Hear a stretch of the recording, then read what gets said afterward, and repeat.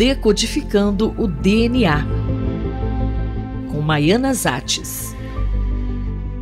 Será que homens e mulheres que desenvolvem a forma leve da Covid-19 transmitem igualmente o vírus? Quem responde é a professora Maiana Zates. Inúmeros trabalhos mostraram que o risco de ter uma forma mais grave de Covid-19 é maior nos homens do que nas mulheres. Um exemplo recente foi do Tarcísio Meira e sua esposa Glória Menezes. Os dois foram infectados, mas a esposa teve uma forma mais leve, apesar de ser um ano mais velha. Por outro lado, quando se mede a taxa de transmissão do novo coronavírus, considera-se a taxa de transmissão sem diferenciar homens e mulheres. E aí nós fizemos a seguinte pergunta: será que homens e mulheres com formas mais leves, que não exigem hospitalização, transmitem igualmente o vírus?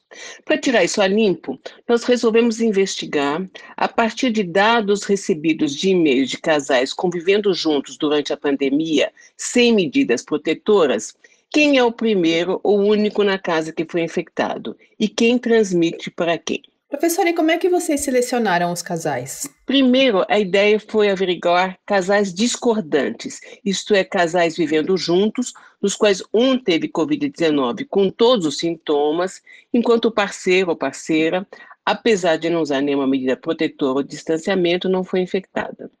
E o diagnóstico nos sintomáticos foi confirmado por PCR ou sorologia, enquanto os assintomáticos tinham sorologia negativa.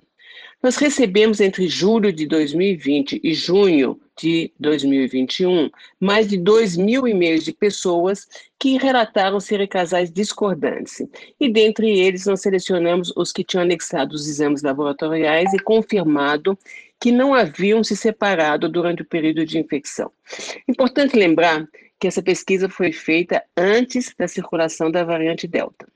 Em seguida, nós queremos saber, entre os casais concordantes, onde os dois eram sintomáticos, quem havia transmitido para quem, isto é, quem havia se infectado primeiro. E recebemos mais questionários e, novamente, na maioria dos casos, o homem é que havia se infectado primeiro e transmitido para sua companheira.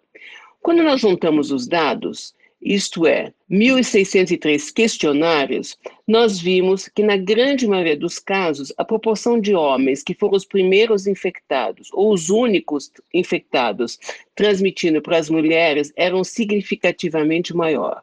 Eram 943 homens versus 660 mulheres, isto é, 43% mais homens.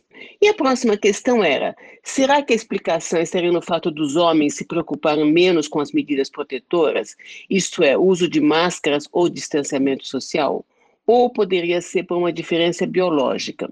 Então, a vantagem de estudar casais morando juntos era justamente descartar o comportamento diferencial dos homens e tentar ver se havia uma explicação biológica. Devemos lembrar que, em média, os homens têm uma caixa torácica maior e falam mais alto, e por isso podem transmitir mais pela saliva. Isso poderia, inclusive, ser uma das explicações para relatos do que se classificou como alguns super spreaders, isto é, alguns indivíduos capazes de infectar muitas pessoas próximas.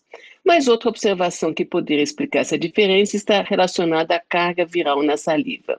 Então, já falei disso, um trabalho recente realizado no Centro do Genoma, coordenado por minha colega Maria Rita Passos Bueno e publicado na revista Diagnostics, mostrou que homens têm uma carga viral de até 10 vezes maior na saliva do que as mulheres. Isso explicaria casos que me foram relatados de casais médicos onde a esposa infectada ficou sintomática, mas o marido não, apesar de não adotar medidas protetoras. E esse mesmo marido, meses mais tarde, foi infectado por um paciente do sexo masculino e desenvolveu a forma sintomática da Covid-19.